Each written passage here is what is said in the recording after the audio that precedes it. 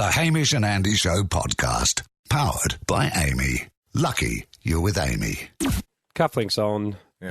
Suits that Ross Noble's got a wonderful suit. Well, why are we wearing British crowns? Yeah. Because it's a special British-themed podcast. Yes. Or UK-themed podcast. British crowns, hang on, are you talking about the majestic, sparkly hat? The or coin. Are you having a go at our teeth? Yeah. I'm wearing a hat made of British teeth. We haven't even started and already the crowns are coming in. Well, what a special board meeting. Yes, everybody. Joining us for the first time is our UK ambassador. And he does look a bit Noble. better than us in his suit. Of course, it's official business, this stuff. No jokes today. Just getting through a lot of the things that people have been emailing us about before we head on the People's Gap Year to UK.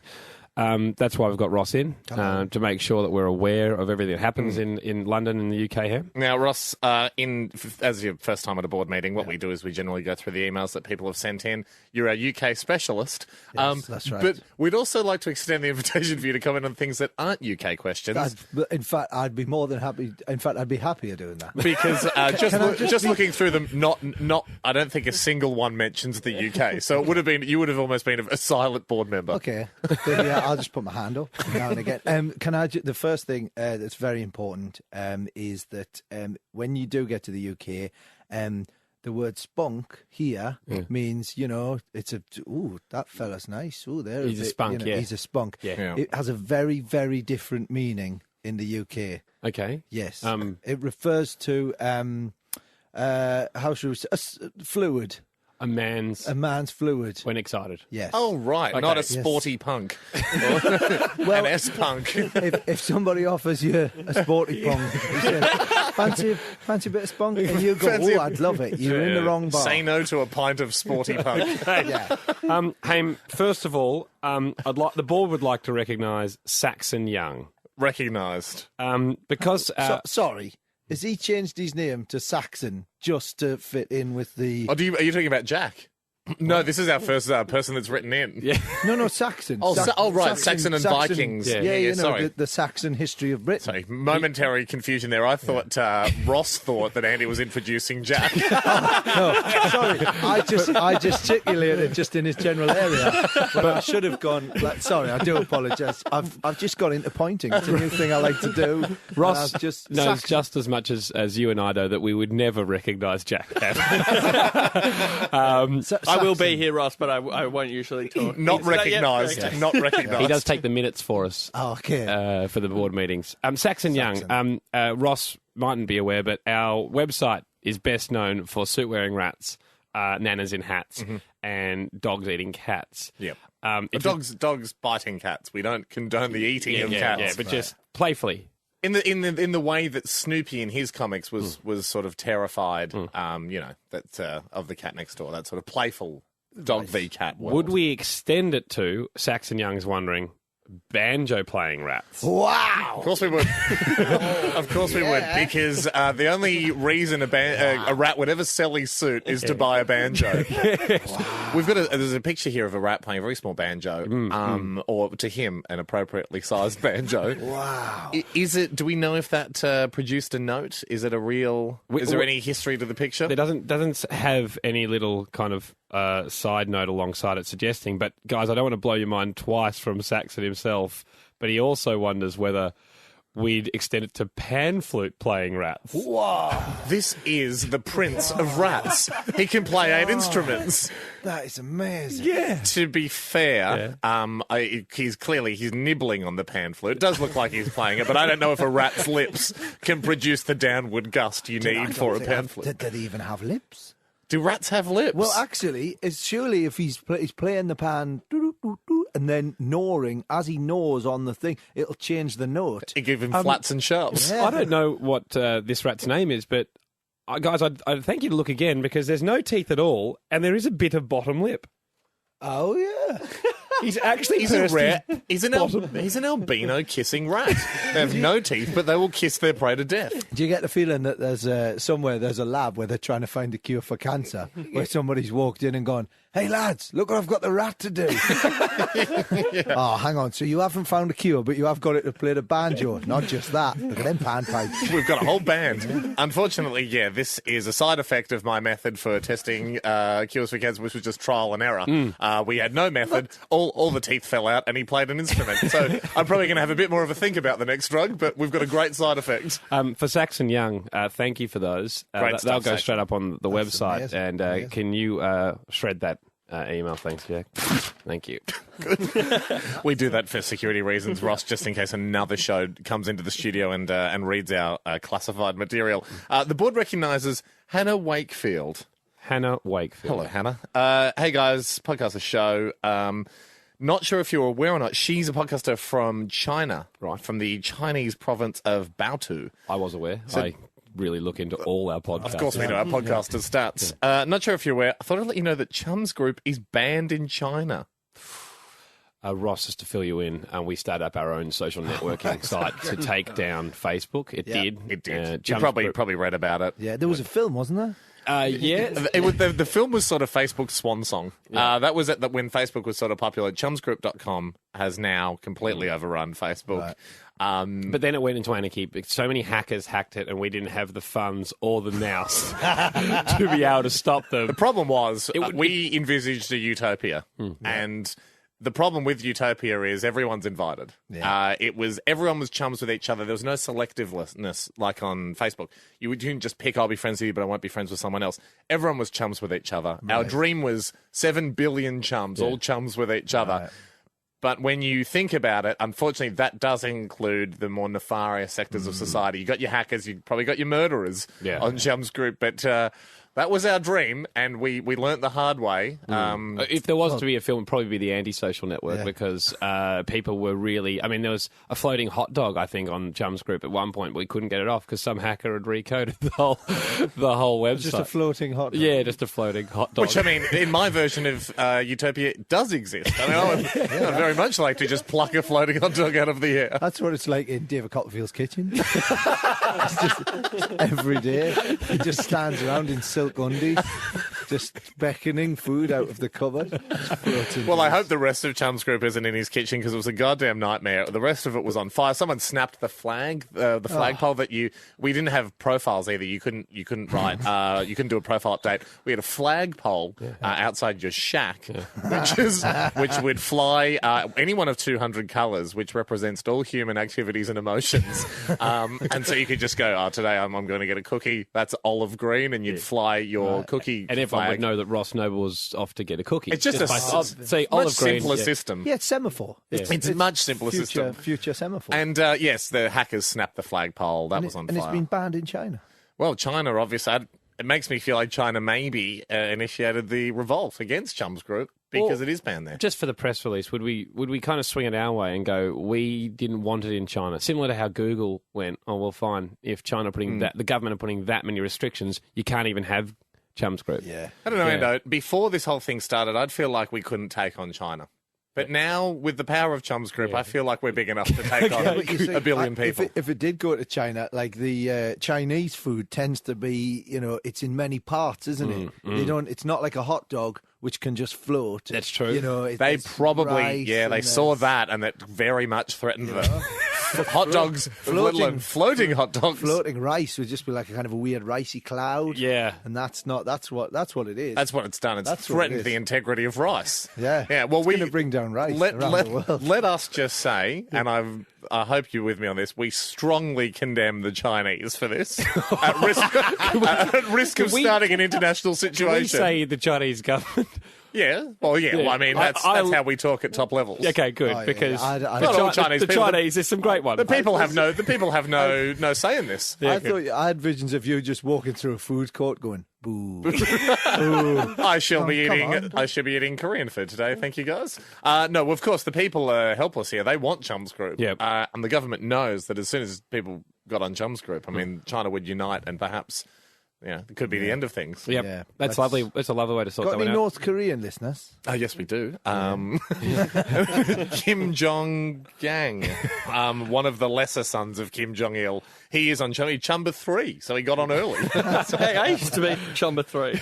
Okay, well, then you are related to Kim Jong-il, and we hereby recommend ASIO investigate you. Cackling Jack, would you mind shredding that one? Yeah, I think sure. that one's dealt with. This is one for Ross specifically, Oh, I would think, because it's from a, and I think this is a fake name, Right. from the board recognises Mary Joanna.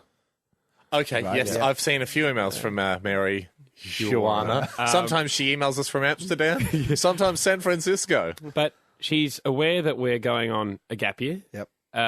She said there's a hell of a lot of her that would like to be taken in to England, and wonders how. Sorry, she said there's a hell of a lot of her Yeah. that would like to be Oh taken. my God, she's the into- human version of Chinese food. She comes in parts. And she said, how strict are the rules on marijuana or marijuana in England? This is the most radical board meeting we've ever done. We've already talked about sport punks.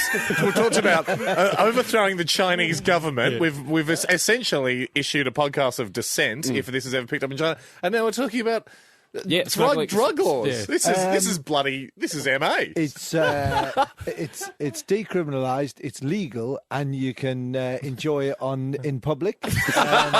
No, seriously, no, come to England. Yeah, You can wear a coat made of the stuff and just gently light up an arm. Yeah, you can actually wear a bong hat to Buckingham Palace.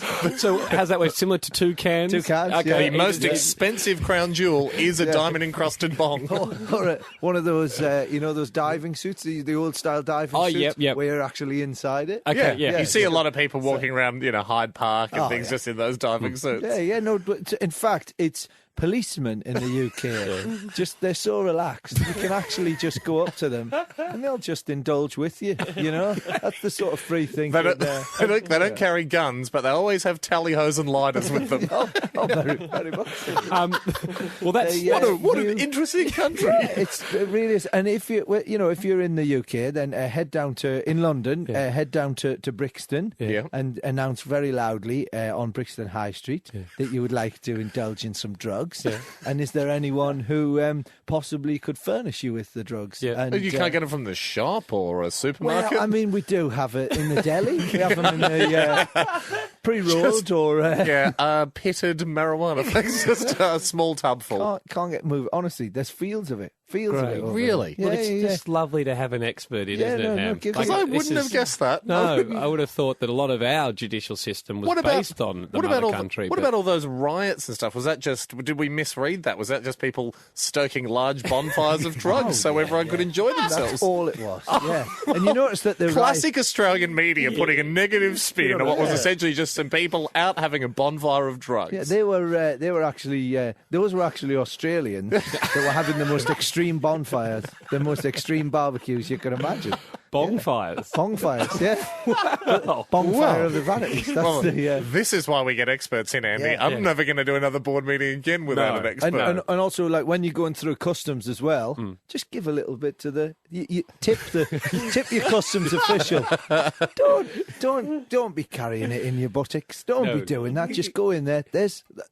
There's a little something for you. What's mine is yours. Exactly. That's lovely. So All really, right, the only rude thing you can do is withhold it from the authorities. That's the only faux pas in England. Yes, yeah. Okay, I To, tried be, hard. to be honest, in all seriousness, it is illegal. But the what? I'm sorry. What if but- they stop listening? What if people just already stop the podcast? But because the police are so overstretched and the government have cut back and we've got no money at all and the whole system's collapsing, that to be honest, a bit like the riots, you can pretty much do what you want and the police are so busy.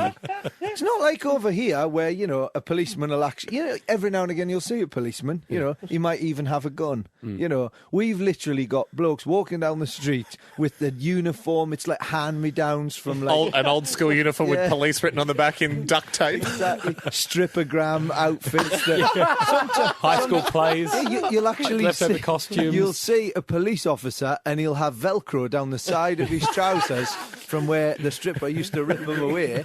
and he's had to wear them because he can't afford the proper uniform. Is it true that the people that make the bill have the last remaining police uniforms in England? Is that I read that online? Yeah, and when the at the end of the bill where the feet walk down the street now. Bare feet. Oh, no.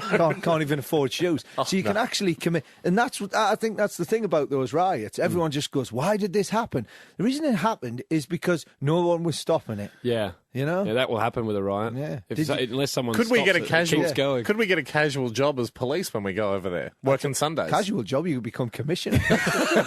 if you walked in and said, look, I've got my own hat, they'd go, right, you can have the job. So bring your own costume and you've got it. As long as the criminals don't know there's a secret button on my plastic handcuffs that I have at home that can release them, I'm set. I'll be cleaning up England. There's a new Scotland Yard in town. All right, good. Well, would you mind shredding? Yeah, thanks, Mary Ioana's question. That's very good. Haim, here's one that's interesting. I mean, do you want to... If you want to go. The board recognises Speedy Pete's number one fan. Of course we do.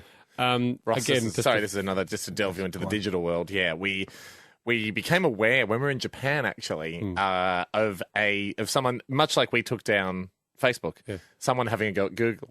Someone looking at Google and saying, no, I think I can do it better. Probably 4 years ago, I think. And that was Speedy Pete's Internet Directory.com.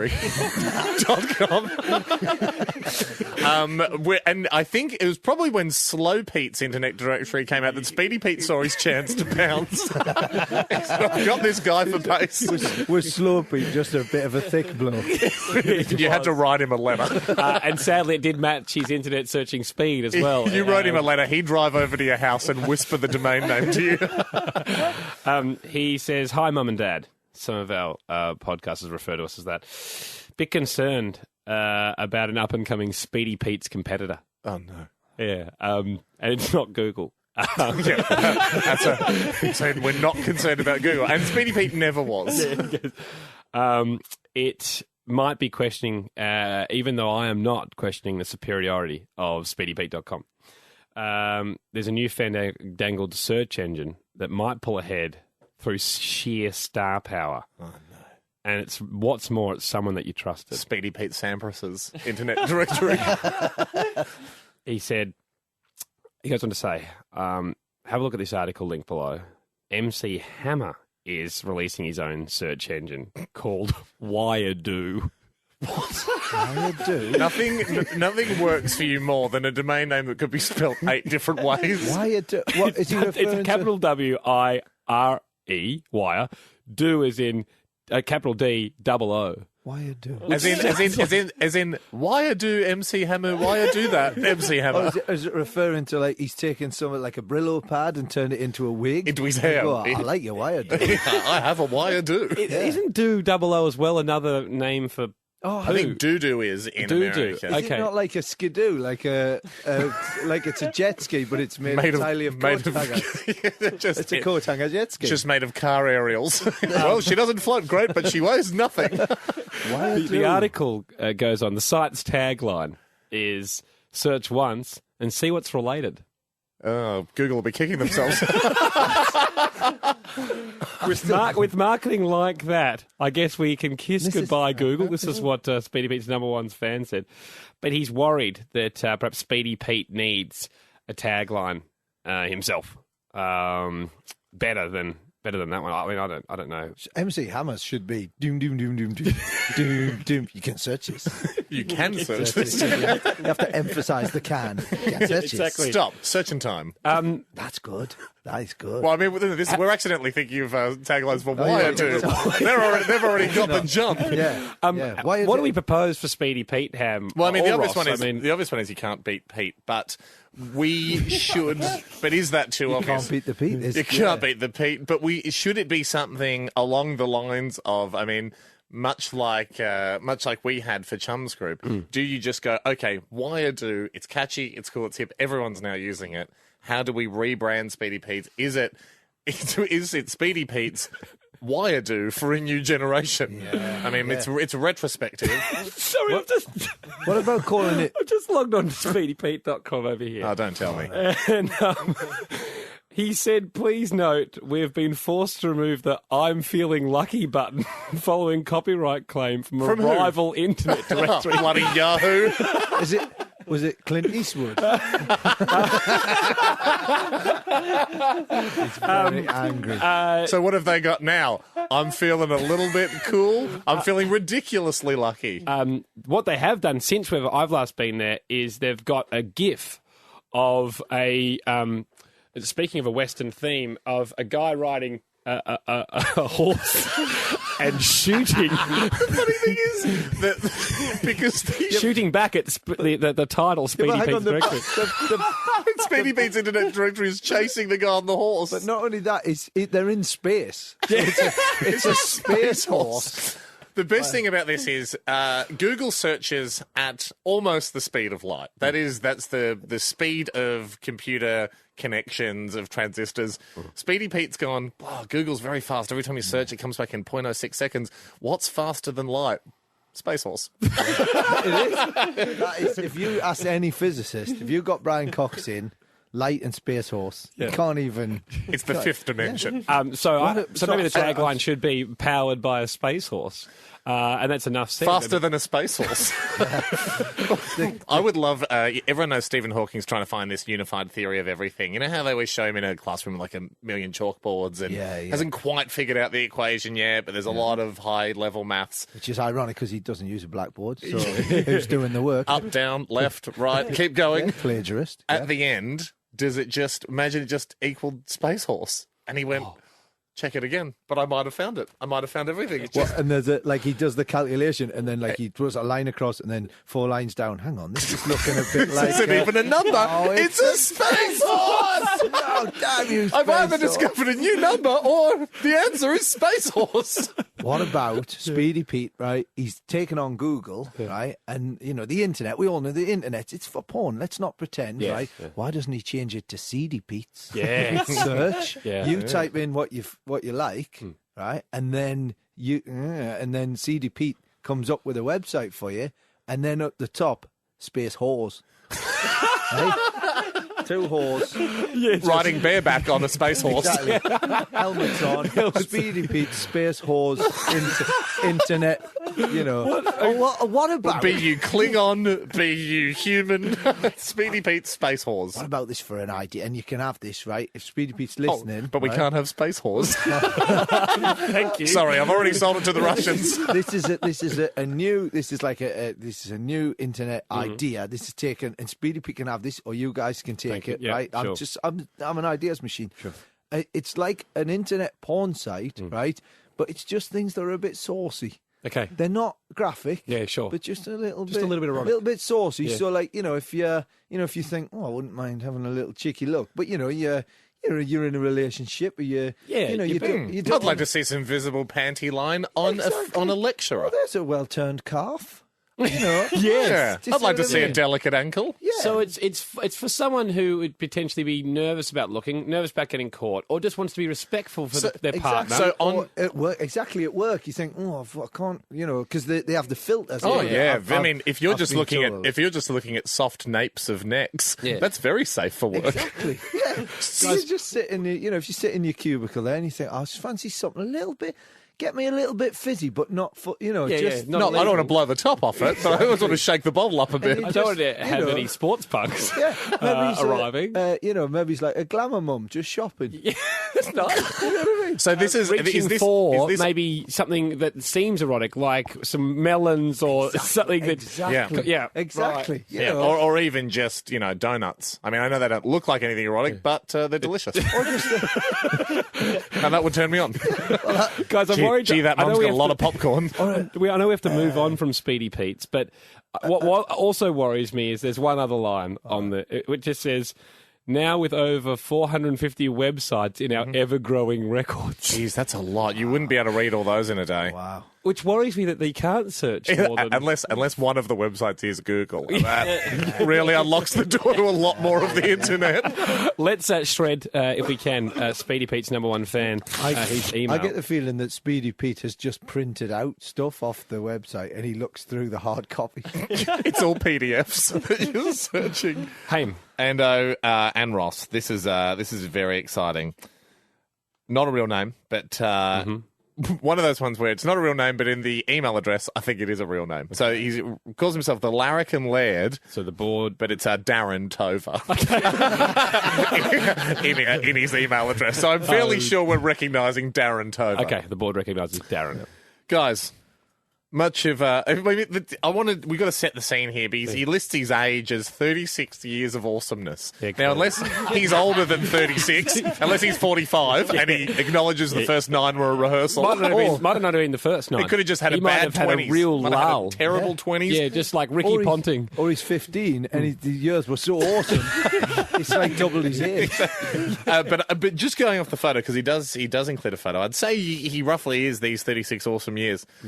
Because, guys, much has been achieved in recent years. That's true. And he's right. Yeah. I believe he gave us the Hamish and Andy action figures, the Japanese action figures. Oh, that's very kind of him. Was sent in them. So that was from Darren. I don't think we ever knew who sent those in. No. And he said, and my wife said I was almost cool once. So it just non-stop stuff. I wonder whether that, when he was cool, did it correspond with one of his awesome years? Because that would have been... He would have acknowledged the year before, that year, and the year after as an aura of awesomeness around that almost compliment. True. But he said, but all that's behind me now, as I've done something incredible. Wow. I have bought the General Lee.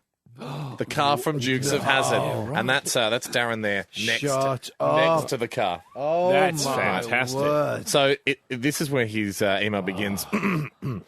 As you guys are aware, this is the greatest thing ever. Which it probably means that he's got at least another 5 years of awesomeness. 600.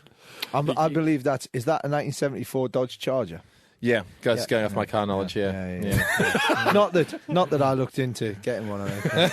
not that Ross has 6 or 7. That you know. Oh my God, I've come so close to buying that, and I just thought I had this big debate with my mate. We were driving along. I went, if I bought like a General Lee, if it was just orange, is that enough? Or does it have to have the flag and the old one on the side? Yeah, unfortunately, I mean, the Confederate flag on the top is part of the outfit, but not very appropriate driving around suburban Australia or perhaps rural England where you live, Ross. It's a little bit, It can be taken the wrong way. I'm so jealous because I genuinely have almost bought one of those. And in fact, I used to have a die-cast metal General Lee. Oh yes, small one. Yeah, little one, and signed by the guy that played Cooter.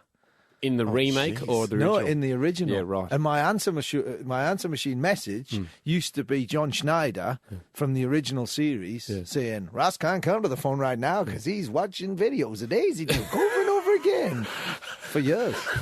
Well, Ross, I think it's a bit of a contest between you and Darren Tover as who's the biggest Dukes of Hazzard fan. Play on him. I had a I just had a Boss Hogs car. I wasn't allowed to have the General Lee.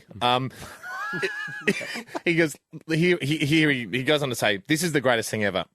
Then he starts to panic. He said, hang on, if you've got female staff vetting these messages before they get to you, I urge some immediate 80s half-hour action series training at your headquarters. Because suddenly he's got worried that someone that doesn't appreciate the General Lee would have seen that and gone, just a car with a number 1 on it. So it's okay, Darren. It's got through to us. Then he goes, what's the point of this email? So he's sort of gone, look, we've all had fun, but we're not here today just to have a laugh. What's the point of this email? And he says, well, it's 2-part. Good. Firstly, everyone wishes they knew someone who owned a General Lee. Now you do. That's lovely. Okay. That's true. Secondly, I'm giddy with excitement, so I'm just telling everyone. Well, I think we should probably put a photo of Darren there with his General Lee on the website, alongside a pan flute playing rat and a banjo playing rat. Absolutely. Well, I mean, it's highly important. I mean, yes, thank God it hadn't been vetted before it got to us. But I dare say, we don't want to generalise. I'm sure there's billions of girls who would recognise the importance of the General Lee. We wish you another 36 years of awesomeness, Darren. Don't shred that one, Jack, because put that in your minutes. We need to put that on the web. Frame that, Jack. It's like if it's the equivalent of getting like some of them Jimmy Choos, isn't it? Yeah. Like the Jimmy Choo. If you got a replica of them Jimmy Choos that the lass out of the sex show. Debbie does tell us. That's the one. Yeah. I'm not sure. Well, you can get Ross, replicas when you go to Thailand or Bali. Knock off. Yeah. If I had these replicas, I wish you no offence in this, but I would not get you as the salesman. yeah. These are the ones from the last out. The sex show. Everyone loved it. You girls used to eat ice cream and watch it. Yeah. But that's banging on. Girls banging on. That's what it should have been called. It's got a clever double meaning. It should have been girls called... banging on, wink, wink, especially that blonde one. Yeah. Blah, blah, blah.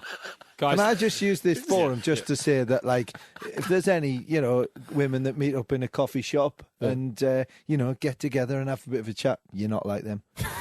There you go. I've said it. Stop it. Again, not only now have you lost your job as a shoe salesman, but also the head of HBO. So here's our idea for a series. It's for sassy, professional, intelligent women. They all get together and talk about sex. What do you think, Ross? Banging on. You're not banging on. Guys, this is another one from Britain. This is another one from Britain, and that's I mean, trying to siphon them. Yeah, we've got an British expert. way. We're about to land there, and we've got the expert. The board recognises Rob Pritchard. Hello, Rob. And what's clever about Rob's...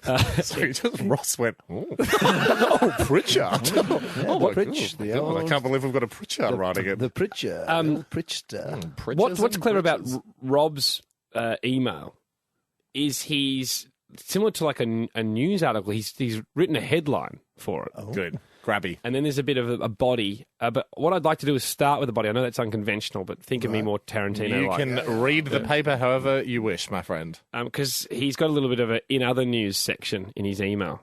And that's what I wanted to recognise as well. He said he's wondering whether we could welcome him back. He's a long-time UK podcaster, and he's ashamed because he dropped the ball back in April 2010 and stopped listening to the podcast.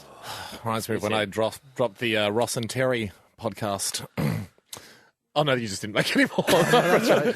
From 2007. What you mean, the unusual radio device of only doing 10 shows that were on purely over a Christmas holiday when nobody really listens to the radio? I'm ashamed to say I haven't listened to any of the recent ones. He said if the People's Show was a marathon, I stopped to tie my shoelace. Okay. And while the other people kept jogging. Yeah, but then what? You walked off the course? Well, how long have you been tying your shoelace for? Staying with this analogy, Okay. I've sprinted for the last 18 months, averaging a speed of 10 to 12 podcasts a day. Whoa. Wow. It's possible you didn't notice I've dropped the pace off because I'm back. I'm back with the pack, and I'm out of breath at the moment, but I'm up to date. This is a Forrest Gump-esque marathon. If you ran for 18 months and you caught the pack, that's a big course. I tell you what, he's done the right thing there, because I do that. I'll get myself with podcasts. I'll do that. I'll get a load together and then literally just... You ever do that where you get to the point where you literally start thinking in someone else's voice? Yes, Have you ever had that? You just get to the point, that's... He said, I'm so used to that voice being in my head, I might just adopt that accent. It's happened to me with Alec Guinness. I listened to his audiobook. Listened to 4 back-to-back audiobooks of Alec Guinness. I was walking into petrol stations going, I would very much like the milk. Could you please hand me the milk? he said, I was wondering if there's some kind of medal or T-shirt. I would settle for a foil blanket and a Mars bar, though, because I'm pretty pooped. So, kind regards, Rob.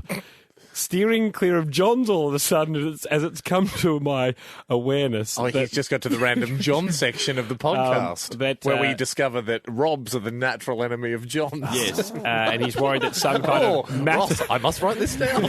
He's worried that if he does come in contact with a John, some kind of matter/antimatter scenario will ensue. Pure energy.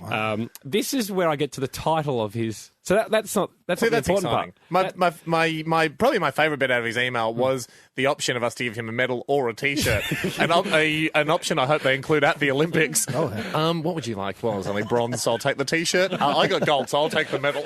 And I think the foil blanket isn't the prize. I think that's. I don't think they just went. You know what people would really get, like people running along. That's to keep them warm because they've to keep the heat. I don't think people are going, I just want one of them foil blankets. I got to get a space blanket on my space horse. It's going to be amazing. It brings us to the headline of his actual email. And hey, and this is an amazing one. Found hats finally garner the journalistic attention they've always reserved. Just so Noel knows he's not alone. See photo.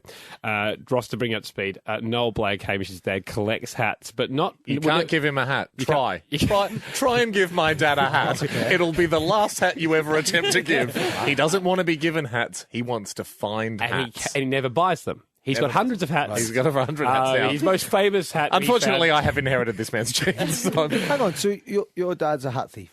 No, he's a hat finder. Much like the bone collector, but with less murdering. Does he find these hats on people's heads? No. After he kills them.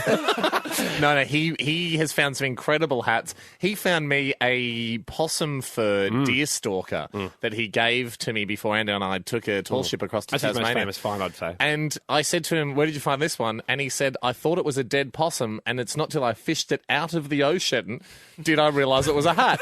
Which begs the question, how many dead possums have you fished out of the ocean?